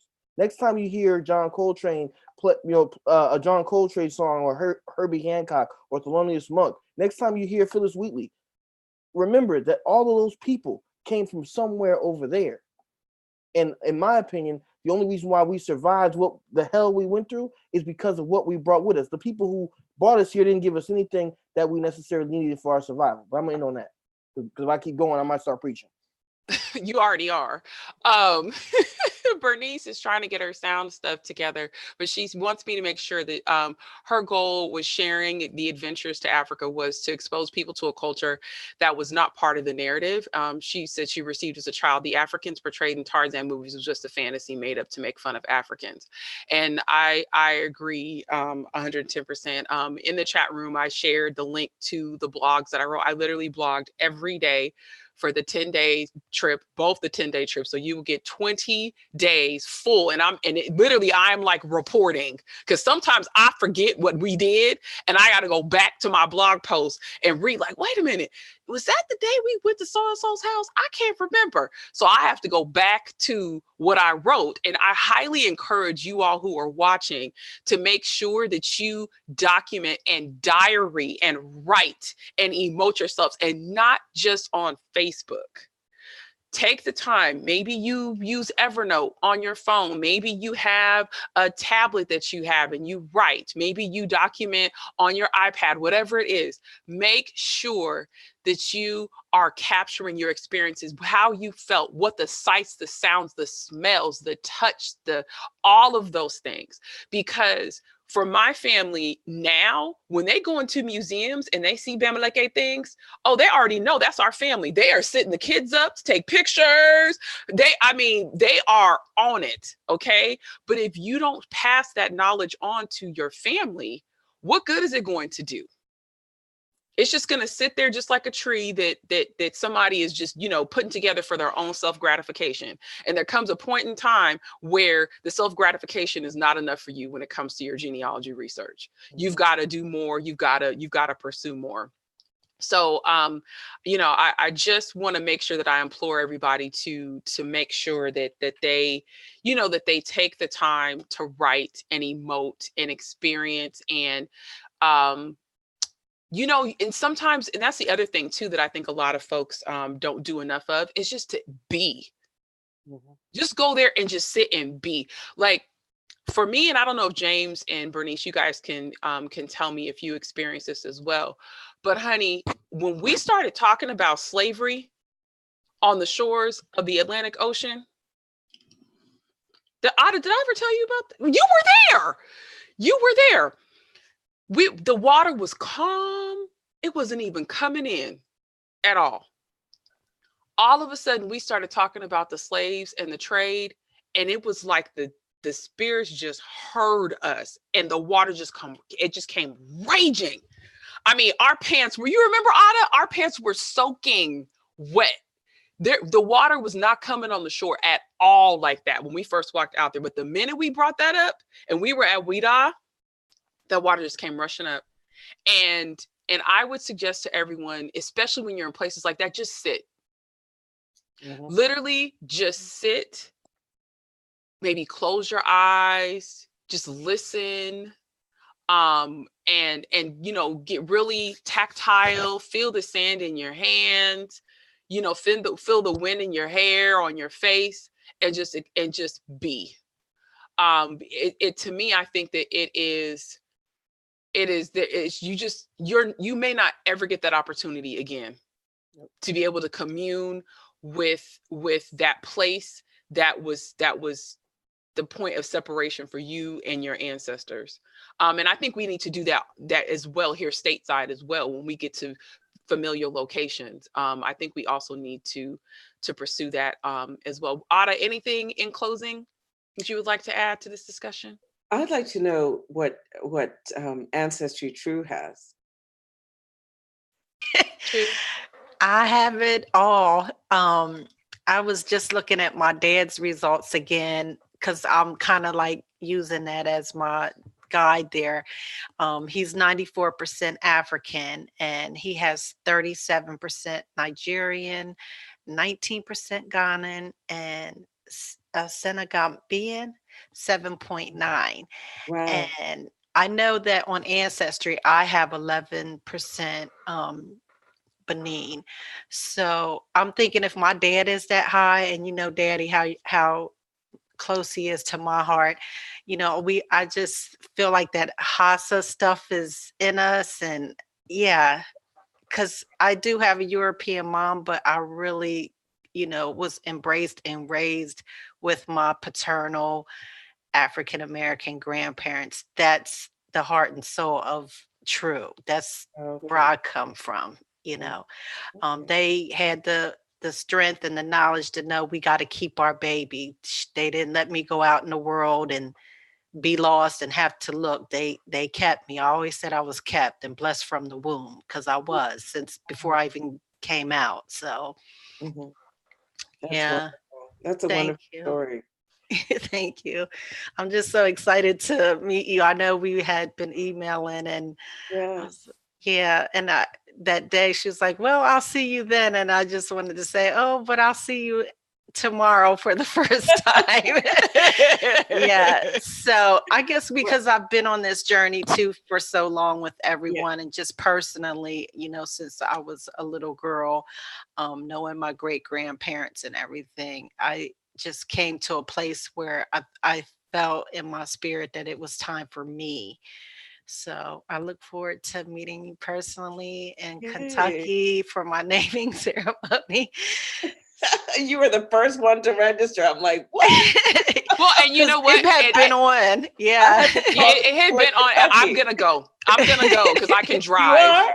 Yeah, I can drive there. So I was like, oh, I need to sign up because I can drive there. Oh So my gosh. Yeah. And the Eze is going to be the one doing it, actually, okay. Gosh. um, of Aguilera. But here's what I want to say. Yes. This is so very important that we keep going where we're going. You guys are really leading the way for people to know who they are. You guys help so many people figure out that Mm. journey. I mean, just I mean, I've talked to so many people that said that they're starting the journey, and getting you all to help them has been an incredible benefit. I mean, I'm calling you all of the time. Bernice, can you do this person? No, I'm busy. Nika, can you get this person? So I'm just saying that you all need to continue what you're doing. It is so important. I feel like the continent is lost without its children, and all its children is lost without the continent. And we are open. I mean, I feel like Africa now is open for anything, for business, for getting the children back together. And one thing that Bernice said earlier is that we don't want to be seen as the one that come. We don't want to be Father Christmas, right? Um, and I tell Africans this all the time. I say, when your family comes home, you don't ask them for a gift. You welcome them to their family. You welcome them home. And that's what I'm trying to do. I'm trying to get Africans to understand how to treat the descendants of the people that they were looking out for when they left. Those people that they waited years for them to come back. Their descendants are coming back. We need to treat them as if we understood that they were gone, but now they're back. And so, what we are all doing is a journey that is starting here, but I hope that will never end until Africa is whole with its children. We are also the reason why we're bringing traditional leaders to outside is because we know that there are many people that may not have an opportunity to travel, but those leaders have so much about our tradition. They hold the key to our culture, our history, our customs, that it's good for everybody to have an opportunity to see them in your environment, because they themselves have never been in your environment. And so when you come back, they'll be able to look at you in a different Mhm. way, right? Right now, they Right. may look at you as the diaspora coming back. But Mhm. when they come here and they feel, because in Africa, they don't teach you the lessons that happen after the slave trade. They don't Right. teach you about what happened when they left those door of no return. They don't teach you that. So what we're trying to do is educate the traditional leaders. Who are the people who are in the community that are the most respected in our community? Even the heads of state respect our traditional leaders. So if they understand that journey that your ancestors went through, if they can go into Charleston and Charlotte and see these plantations and understand the lives that the ancestors lived, then they're going to be able to explain it to their children and their children's children, so that we can understand our journeys as a whole, as an African people. And that's why we do what we do every day. That's why we do what we do. And that's why it's important that you continue, because what we do in Africa, you are doing here. We're meeting in the middle and then having dialogue, and then everybody's able to understand each other.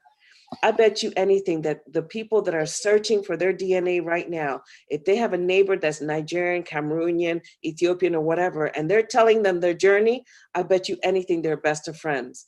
Because there's no way that when you're searching for something and you're asking for help from your brother, that your brother is not going to give you that help. And that's all I have to say. Mic drop. Yes. We've been blessed tonight. Woo. It's been good. We've shed some tears. We have Thank you.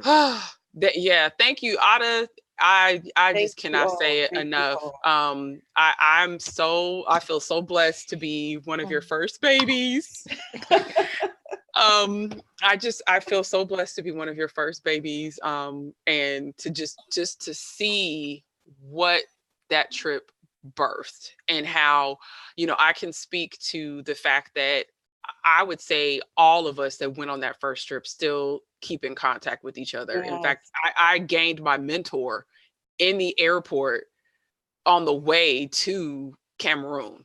Wow. Somebody who I cannot imagine not being in my life at this point. And the college students that went with us, they're all grown, they're married, they have kids now. And, it's crazy to think, and just how DNA was really in its infancy then, and what it has ascended to at this point. So Ada, I'm just so grateful that you followed the guidance of your ancestors, the urging and the unction within you, and the yearning within you to forge these connections, and for you just having good home training, like my mom would say, and just really, really being about this, not as a business, but as a passion and as a mission for your life. And that speaks volumes. And that's the reason why we can speak so highly of you, and why we can just extol other people to reach out to you, and to just take advantage of these experiences that you are curating for people. And really, let me just go here for a second, you all. Okay. 50 years ago, this was unheard of. Mm-hmm. This was completely out of the question. Our existence was boiled down to Lake Providence, Louisiana, to Dothan, Alabama, to Midway, Alabama, and to New Orleans. That was it. That was where the wall stopped. Even figuring in our minds to a location and a place in Africa was out of the cards, because you people don't go there. Either because of finances, either because of a lack of knowledge, technology. You could name a million different reasons, but now these are the types of experiences that we can give ourselves, and we can give our children, and our legacy can be gifted this. Mm-hmm. So, gift your legacy this trip, because there are sights and sounds and senses that you will experience that you can't explain how they're familiar. I will never forget. I can't even think of the man's name. I just know he's the head of voodoo internationally. I don't know his name. The Dada. Okay. Yes. We were sitting in his chambers. And don't ask me how I knew what was going on, but I knew. How did I know that? I had never been to Benin in my life. And he looked at me dead in my face and was like, you already know. And I'm like, how does he know I know? And then a hut and some water and some other stuff later, which I got to tell you that story later because me and Karen, we bonded over that.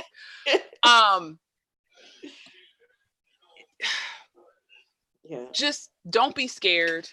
Take the time and the opportunity. Save your pennies. Don't go to Starbucks for a whole year if that's what you need to get the finances to be able to go. And I guarantee you it will change your life. And it's worth it. Absolutely. Yes. It's worth it for you to have that penny jar, that whatever jar. Put that money aside and then commit to go.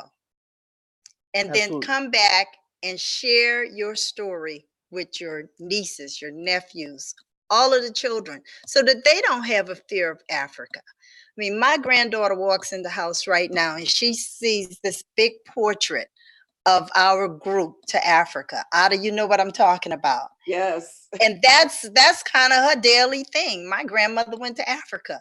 Yeah. It's not a mystery. It's like, when am I going to go? You know, I want her to feel that way. I want her to want to go, because that's something that's part of what she understands now, that we are African people. Yeah. And this is where our ancestral homes are located. And so why not plan a trip to Africa? Make that a part of your journey. Right. And something Nika said is very important also as well. I want to touch on, because I had a similar thought when I was there, which was one of my several lifetime goals was I really just wanted to go find a village in Africa somewhere and just sit and just be, and not have nothing to do, nowhere to go, just sit there. And the reason why that is for me is because I know there was at least one person, probably several in my lineage, that wanted that opportunity and couldn't do it anymore, or couldn't do it again. You know, there's somebody in my lineage who never even saw, who never saw Africa and never saw freedom, right? Whose name is lost to us, right? Who didn't get that opportunity. So when you go, yes, go shopping, go get your outfits on, go do this and that third, but make sure you take time to just grab yourself a little plastic chair, go sit outside in the sun, watch the children play, listen to the birds chirp, listen to the water, whatever you got to do, make sure you do it, because for me, I can tell you, for me, it healed not necessarily wounds that James Morgan endured in his life, but for my parents and grandparents and greats and everybody in between, it healed something in me just to be there and to have that opportunity. Because at the end of the day, regardless of what these struggles of the past are, you can watch all the episodes of BlackProGen and hear about the different challenges we've had. The proof and the truth is that we survived and that we made it because we're here now talking about it. That's the victory. Mm-hmm. That's the victory. You are your ancestors' greatest prayer because you're here right now when we're talking about it. Now, the next step is, now that we've got the information, just like Bernice said, just like Nika said, like Ada said, like True said, the next step is, what are you going to do with it now that you got the information? That's something for you to determine. Ada, feel free to bow out because we have a few housekeeping things we have to get used to, but we thank you so much for joining us. Feel free to come back anytime. Thank you so much, guys. Yeah, feel free. We're gonna go ahead and get to viewer comments. Love you, Ada. Love you. Thank you so much. Thank you, Ada. Okay, bye-bye. Ada. Bye. All right, so we've got viewer comments that we want to get to. The chat room was just wild tonight, with comments from everyone. Angela said, I'm saying Angela like everybody. Well, everybody should know Angela. Angela Walter Raji said it would be great to connect African Americans with the host family, to see Nigeria, Ghana, Cote d'Ivoire, etc., to see a country from the inside, to see city life as a local see it. And of course, she can say that because her husband is Nigerian. So when she goes to Nigeria, she's not staying in a hotel, so to speak. She's staying with family. Gloria Sullivan said, I stayed at a homestead that I could never afford in the USA. Ooh, when she went on her trip. That's something to consider, right? That your options may be better, money spent a little bit better. If you go abroad, especially to your homeland. Laddie Lau says, I brought my ancestors home walking through the door of return, so my daughter never has to question her origins the way that I did. And I agree. I think that's amazing. That's something that I did as well. In fact, if you recall the spot that Ancestry did for DNA Day, when they were filming that, they were going to have him walk towards the ocean. I said, absolutely not. You will have him return, because that's what he should be doing instead of having him walk towards the ocean. That makes no sense. We're not going to redo the transatlantic slave trade. Denise Muhammad said, I want to go to Sierra Leone. I've connected with 2 DNA matches from there who said their great grandfather was brought to America. Ooh, wow. Great stuff. Great stuff. Great comments, you all. Of course, tonight we would be remiss if we did not get to ask Mariah your favorite time of the show, which is where you, the viewer, can send your questions, queries, conundrums, and we, the panel, work them out live, just to give you some help you get through those brick walls. Tonight, we're talking to Harvey Perry, who is not in the chat room, FYI. So just want to make sure that the panelists knew that. And the question is, I would like to find the death certificates for my great-grandparents, Olive Harris and Ella Jones. I'm not sure Jones was her maiden name. I first found them in the 1910 census in Shelby County, Tennessee. That's good old Memphis. What Harvey knows, he's located them on the 1910 census, and he has done ancestry DNA. So he is trying to find death certificates on great-grandparents Olive Harris and Ella Jones in the volunteer state of Tennessee. That's what they're requesting. Death certificates, Tennessee. What say you, panel? Well, first of all, has he gone to Family Search?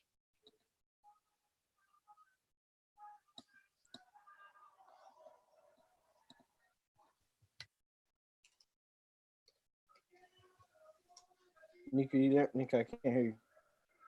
True, James. Oh, yeah. I'm assuming that Olive and Ella, that this is a couple. I'm assuming because because I never heard of Olive being a name for a man before, so I just wanted to check. Well, the first thing I would say is he only has them in the 1910 census. Am I understanding that correctly? That based on face value, yes. Okay, so I would be curious to see what the age bracket of them is to try to get an idea of when we would expect those people of that age bracket to die, because I don't know, were they in their 20s in the 1910, were they in their 40s? What you want to try to get an age, at least getting a good idea of how old they were at that point, to get a projected idea of when you would expect a person like that to die if they lived, if they died of natural causes. Also, has he found an obituary? Yeah. I would wonder, while he's looking for a death certificate, the obituary may have some information, not to mention the Social Security Death Index, just to get an idea of when did they actually pass away. Well, and 1910 is very close to, I always remind people that there wasn't strict adherence to death certificate like being produced in most states until the 20s. So it's kind of hit or miss if you're trying to find something before that time period. So I definitely think that, pursuing an obituary, would be a great outlet, using Social Security Death Index or Social Security Applications Index for the descendants, for the children of this person. Is what you would have to most likely do. We also alluded to the fact that the Tennessee death certificates are on Family Search. So those are free. And so you can check those out. Something else I would do, probate. To see if they owned any property. Have you analyzed the 1910 census to see if they were renters or if they were owners of wherever their land was? Mm-hmm. Are you familiar with the particular location within Shelby County that they lived in? Was it, farmland, or was it incorporated? And what was around there? Of course, tipping my hat off to James. Were they involved in the Masons, in the Eastern Stars Church? What church did they go to? Looking to see if there was a notice put out in a bulletin, maybe in the church history. The thing is, we have an entire show about death records. Right. Mm-hmm.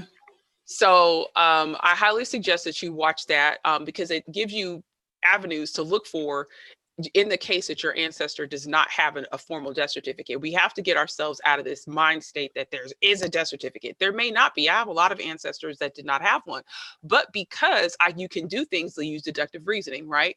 Just as you would say, okay, somebody that I share DNA with, but that doesn't share DNA with my mom, probably is related to me on my father's side. You can do the same thing with records. Let's say you have a trail from 1895 all the way until 1910 of taxes being paid every single year on the same mule and the same horse.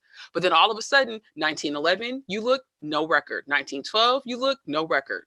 Well, wait a minute, let me go to the deed books. Do I see any transactions where they sold this Right. mule and this horse? Well, then maybe we can safely deduce that the person died, especially if they're not on the 1920 census, right? So that is not a death certificate, but that is a way that you can perhaps infer that a person has passed away. Anything else you all would like to add? Well, let's go back to and forgive me if I'm stating the obvious, but talk to the family members. I mean, sometimes people get so wrapped up in doing the research and going on the line and getting the record. I mean, has this person sat down and actually interviewed elders in the family? I don't know how old the person who submitted is, but have they actually sat down and called up that one cousin? You may owe that cousin $20. Well, go ahead and pay the $20 back, and then ask them, hey, do you remember when granddaddy died, or do you know anything about? Because you would be surprised at what people know, even if it happened before their birth. Sometimes people are aware of certain things that you may not even know. The answer or the person with the answer may be right under your nose and you don't even know it because you're so busy focusing on the death certificate that somebody may have some information for you already. Right. Also, I would wonder, is there a cemetery where a large number of their family members are buried?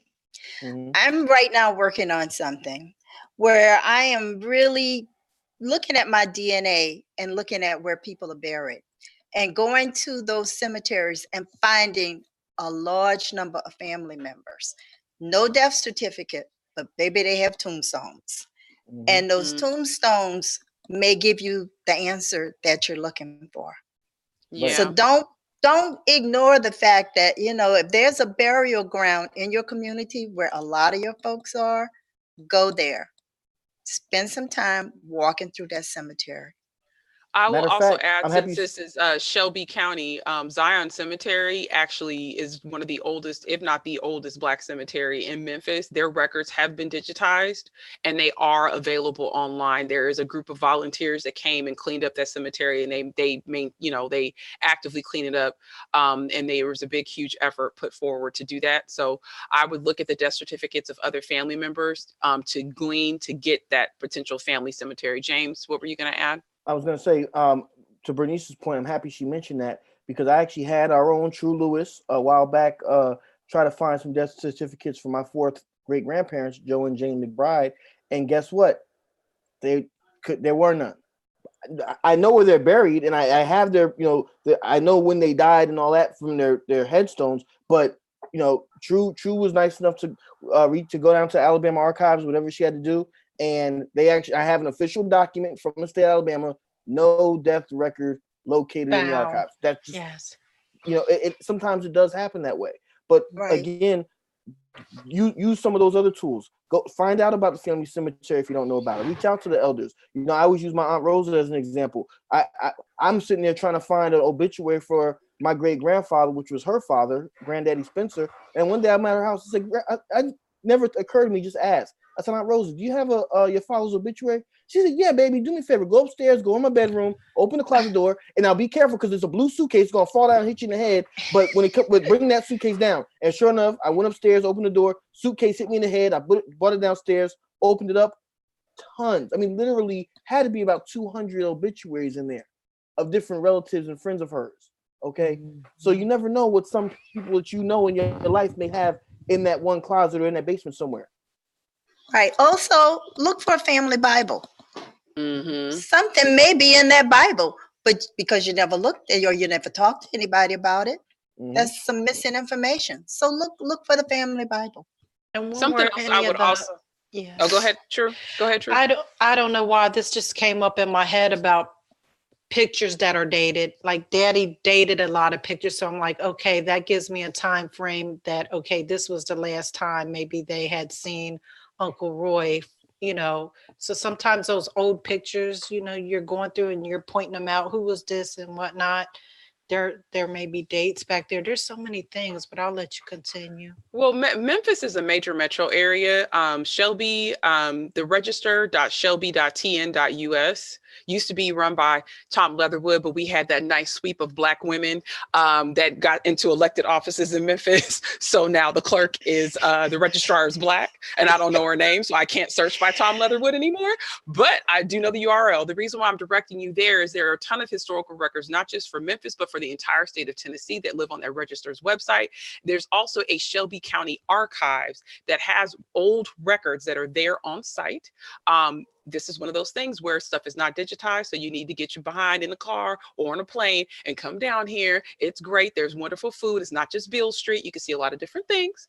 But I would suggest that look at the register. There are a number of city directories that are not online anywhere else that you can get at the registrar's office. See when Oliver falls off or whoever falls off and the wife is listed as widow of whoever. You can use the city directory as a form of verifying a death as well, because they will list a wife or a widow as a widow of a person that has passed away. Oh, I have a question, and forgive me for not knowing Tennessee geography that well. Is Yes. Bolivar anywhere near that area, Shelby County? Where I live is 2 counties over from Shelby County. I found a record about, and I'm not sure if this person's Black. I just found it in some newspapers. Oliver Harris dies of a shotgun wound. Bolivar, Tennessee. Oliver Harris, age 60, disabled veteran, was fatally shot himself with a shotgun early Friday morning at the home of his brother D. Harris at Silverton, according to Sheriff B.E. Howell. Silerton. Okay. Yeah, I have no idea if this is the right Harris family or not, but that may be something that we newspapers. Checking newspapers is key. Well, hopefully, Harvey, we provided you with enough fodder, and we love for you to get back to us to let us know if you did or did not find something. If you have a brick wall and you need help, definitely reach out to BlackProGen Live with your query today. A link to submit is in the description of each and every episode of the show. Remember to be super specific. Let us know what records you've searched, what oral history you have, if you've DNA tested, and more. Of course, Oliver, DNA, of course, is a backup to every suggestion that we gave you, but there is no DNA without genealogy, and there's no genealogy without DNA. So these things go hand in hand. When you submit, the more you tell us, the better. We love to have you on live if possible, so we can bounce questions and things back and forth. That always works so much better. And cross your fingers when you press submit. You just may be selected for one of our upcoming episodes. Quickly, Roots to Glory, that's the business run by Ada, who is on the show as our guest tonight. They'll be having an African naming ceremony on September 19th, 2020 in Lexington, Kentucky. That's what True signed up as the first person for that. The October 2019 naming ceremony that's taking place in Charleston is closed. Registration is $30 per person or $55 for a family. True is placing the link there in the chat so that you can register for the Kentucky 2020 African naming ceremony. And that's where you can also find details on all the things that have interested you for the naming ceremony. Also, just a quick coverage of this story by Vox. Some travelers have long desired a chance to mend family trees broken by slavery. For others, it's complicated. Tiffany Ferret, a 26-year-old policy analyst who lives in Washington, D.C., started piecing together bits of her family tree while she was in college. My father's family is from Charleston, South Carolina, one of the largest slave ports in the country. She said they were really curious about the history our family had in this country that sparked my own ideas about wanting to connect with within my U.S. context and reach back to be able to see how I felt when traveling. This longing to know her heritage in part influenced her decision to travel to the West African countries, Togo, Benin, and Ghana last December with another travel company that we're not going to name because we're not giving them publicity. Ferret was traveled extensively since she was a teenager, but mostly to Spanish-speaking countries. She was also always seeking out Black communities wherever she traveled as a way to see herself in a wider context in the world. Feel free to check out that. Those are experiences of other people who have traveled abroad, especially to West Africa. Want to call attention to His Majesty King Tofa the Ninth, Mr. Porto Novo. Love him. He is hilarious. He is coming, as Ada said, he is en route to the United States right now. He is going to be hitting up a number of locations within the United States, including Maryland, Virginia, Louisiana. He's actually going to New Orleans on the 15th of October. Just want to call that out. He'll be in Durham, North Carolina. He'll also be in Charleston. There's going to be a naming ceremony, which we talked about, which is closed, a blessing ceremony at African burial grounds, and a lot more. So be sure to stay tuned to Roots to Glory social media. Ada is very active on that to keep you up to date on the King's visit to the U.S. And FYI, as I mentioned earlier, this is the same king that we met when we went to Benin. So if you have connections to anyone from Porto Novo, who in the African Rose Project, I already sent Andrea Kinder the trees that I found going back to the 1600s that were displayed there. Have you checked out all the subjects we'll be covering during season 5? Head to whoisnikasmith.com for a downloadable schedule. And don't forget to set your reminders. Our next episode, of course, you got to remember, we are in the heart of the Family History Month series here on BlackProGen Live. So that means we're going to be coming to you weekly for the month of October. Our next episode, should there be a stipulation on who has the right to tell certain stories? Is it dependent on the role certain groups play within the historical event landscape? Episode 95 will tackle this difficult topic. Join us for Birthright. Who has the right to tell my people's stories? Taping live next Tuesday, October 15th, 6 p.m. Pacific, 8 p.m. Central, 9 p.m. Eastern.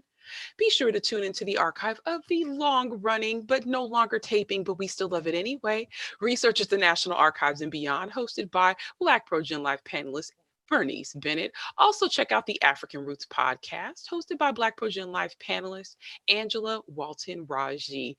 They have 1,000,001 gems, as well as be sure to check out the back catalog of BlackProGen Live. As I mentioned, this is show number 94. We've talked about just about everything at this point. So yeah, if you are missing out, you're missing out. All right, True. Anything you'd like to share? Any parting words to our viewers? Heading on out. I think we're good to go. I just appreciate Miss Ada and Bernice and James for your input and your stories and getting us all connected, even if it's just through our genealogy, but just trying to just take all that in. It was so much information that I was getting an education tonight. So I just want to thank our viewers out there. And we got episodes every Tuesday, so come on back. And I hope that you'll take a whole lot from this episode, because I think this is going to be up there in our top 3. So we'll see you next week. Thanks. All right. Thank you guys so much for joining us. Be sure to join us next week for Birthright, Who Has the Right to Tell Our Stories? Because, honey, it's going to be a juicy episode. We have I'm not even going to get started on the prep for this one because it's been a doozy. So be sure to check us out next week. Check out the archive. Have a great week, you all. BlackProGen Live. BlackProGen Live. BlackProGen. Hello, everybody out there. BlackProGen Live. BlackProGen Live. The unapologetic.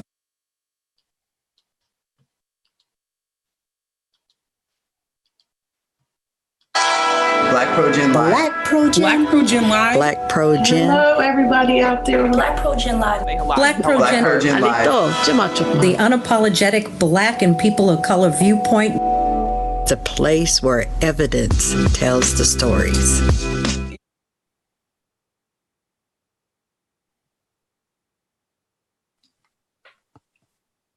All righty.